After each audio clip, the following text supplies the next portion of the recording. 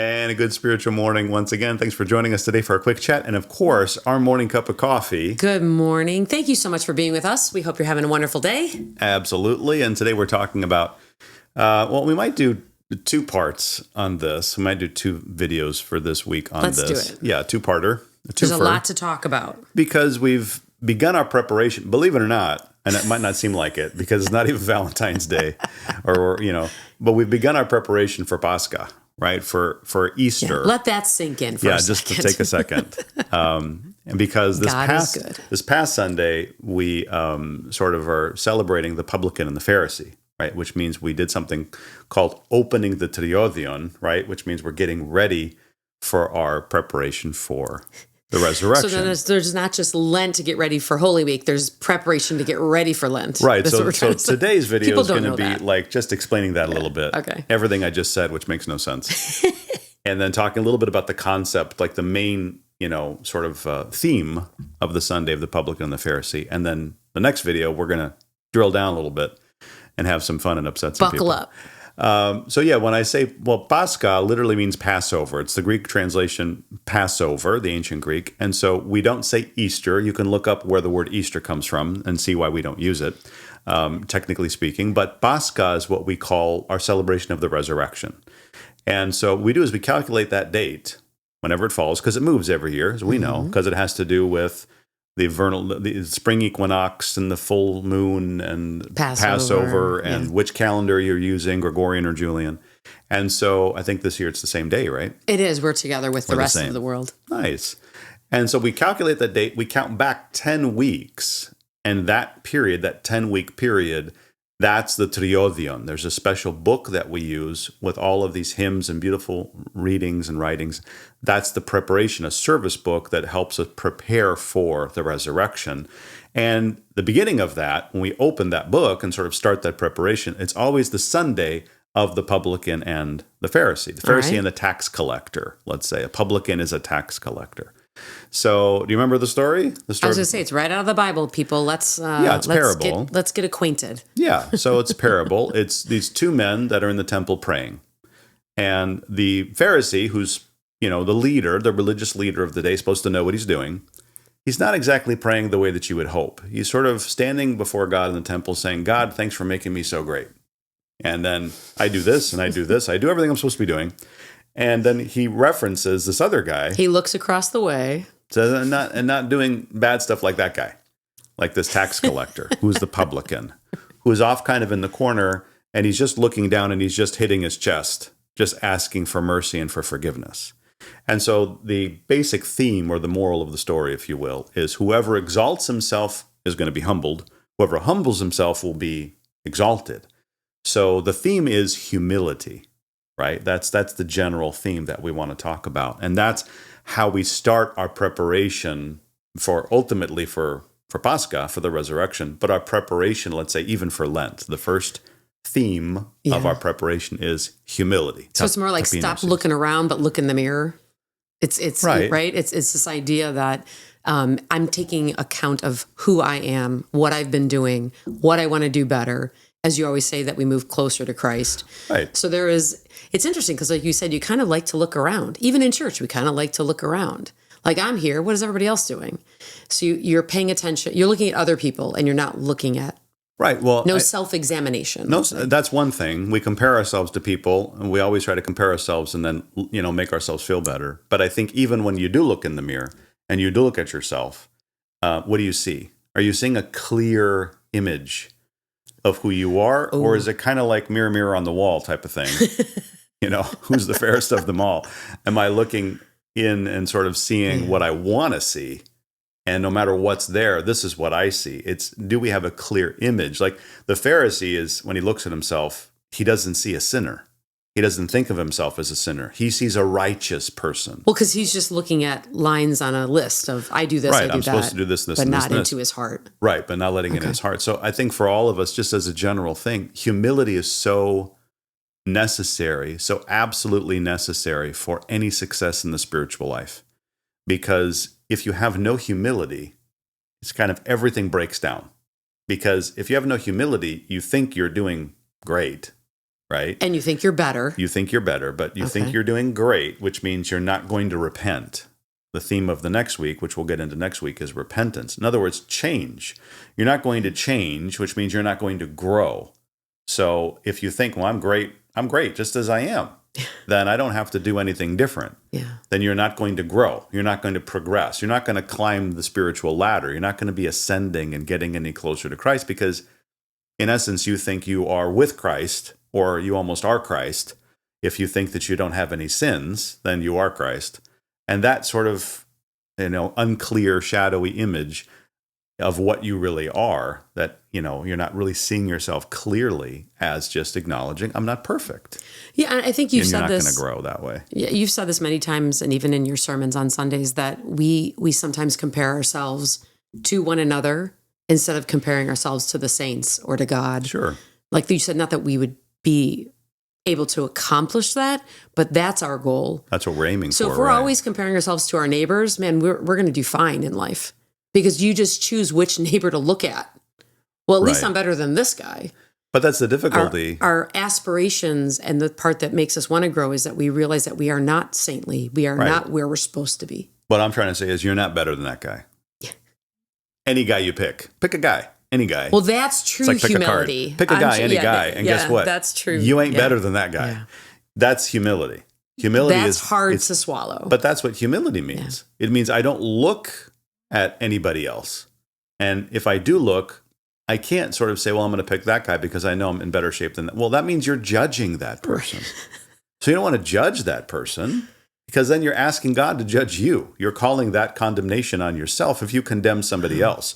So you don't want to look at somebody else and, like the Pharisee is, I'm doing great. I'm not like that guy over there. That's a tax collector. That's a sinner. I'm not a sinner, right? But the reality is he doesn't know what's in the tax collector's heart. He doesn't know what's happening. He doesn't know his relationship with God.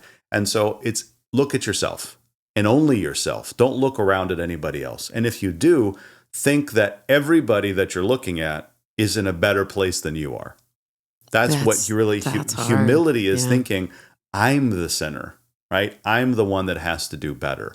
It's not beating yourself up.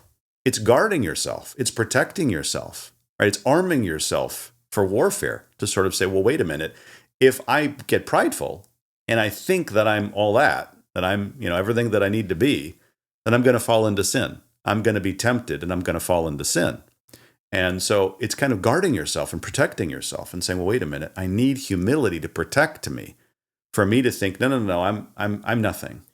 What I like what you're saying too. Then you grow spiritually. What I like what you're saying is, as you said it, it kind of developed in my brain by saying, not only am I doing that with God, but if I do that in my marriage, if I do that in my friendships, if I do that in all my relationships, how healthy will that be?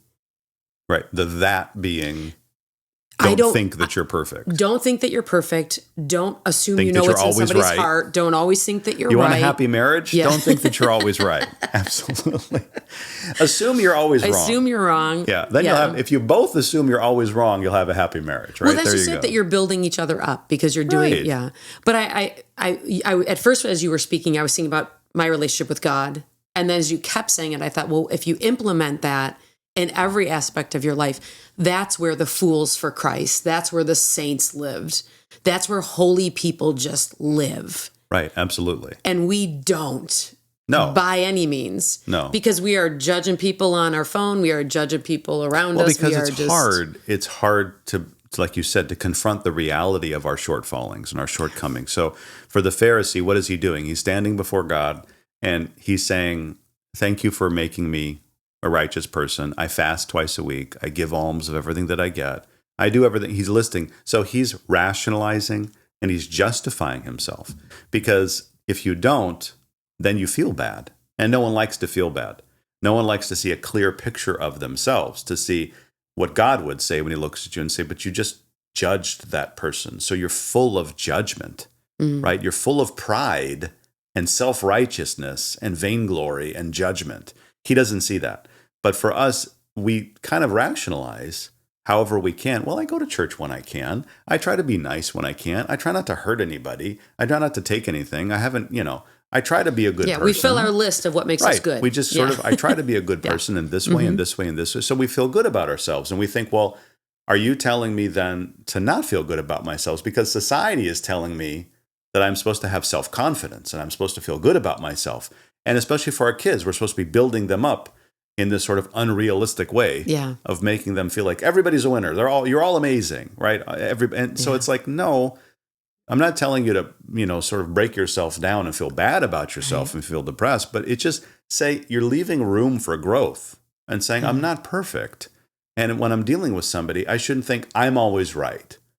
Right. And there's a quick path to narcissism if you continue to do that and think, when I walk into the room, I'm the most important person in that room. I'm always the one that's right in that room, and not say, well, wait a minute, I'm a sinner too. Maybe I'm not always right. Maybe I'm wrong. And let me start by assuming that, I have room to grow.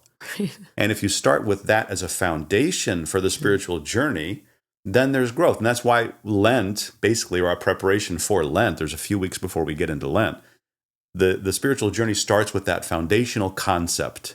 You're not perfect. You have room to grow. It's okay. Therefore, that means, then I can work on my prayer life. Then I can work on how I fast. Then I can work on going to church more. I can work on giving to charity and volunteering and being more patient and more joyous. With everybody around and more me. kind. Yeah. If you humble yourself in your mentality and say there's room for growth. If you don't do that and you say, no, I'm doing all the things that I need to do, then you're never going to grow. You're just going to keep doing that. And usually there's something called plani, right? In the spiritual terms, the Greek terms, which means delusion, right? You usually fall into delusion because you think you're up here and everything's fine. In reality, you're way down here and you just can't see it. And you never move because you think, oh, everything's fine. Yeah. But you're down here, not realizing, you mentioned the saints, where we're capable of going. Yeah. You're never going to get there if you think that you're perfect right where you are and that everything that you're doing is just fine. Humble yourself. I also, as my last contribution to this, I feel like we sometimes, especially at our age, where we're in our 50s or wherever you get to, I'm sure it happens to people much earlier, we feel like I'm good as if the race is over. Like, okay, I'm good. I've done all my homework. Like, grade me now. Yeah, I don't want to be graded now. No, where that like the journey to heaven is until we die. Yeah, the journey is continuing. Where why are we stagnant? Where like I'm good. I like where I am. I'm better than that person. I'm not as bad as that person. I'm comfortable. Like, what are we telling ourselves? That we don't have to do anything. We're still in the marathon. Right, we're still running. We're still there. So take this opportunity. Lent is a great opportunity to maybe, build up and like you said, assess and gain more tools and grow. Yeah, right, and grow. And the only way you're going to grow is if you admit to yourself. Sorry, I can't get words out. If you admit to yourself that you're not full grown, right? That you admit to yourself that there's room for growth. And that when you think about, well, how do I know what that is? I always think of St. Paul when he says that we're growing to the measure of the stature of the fullness of Christ. Whoa. Right? Remember that quote. We're growing the measure of the stature of the fullness of Christ. That's the end of the race. It's Christ, right? It's perfect. If you're not there, you've got room We're still growing. to grow. And if you humble yourself, then God will exalt you. Like if God resists the proud, right? But he runs to the humble and pours his grace out on them. So if I say, I'm not perfect, Lord, I'm a sinner, that just means I'm not perfect. Doesn't mean I'm bad. It just means I'm not perfect. That's okay. I don't look around left or right and to worry about what other people are doing. Just focus on me and say, I'm not perfect. I want to get better. I want to grow and get closer to Christ. And if I humble myself, now I have room for that growth. And now as we enter into Lent, we're going to be able to apply ourselves in all these different ways and grow and get closer and closer to Christ and do that each and every day. Amen.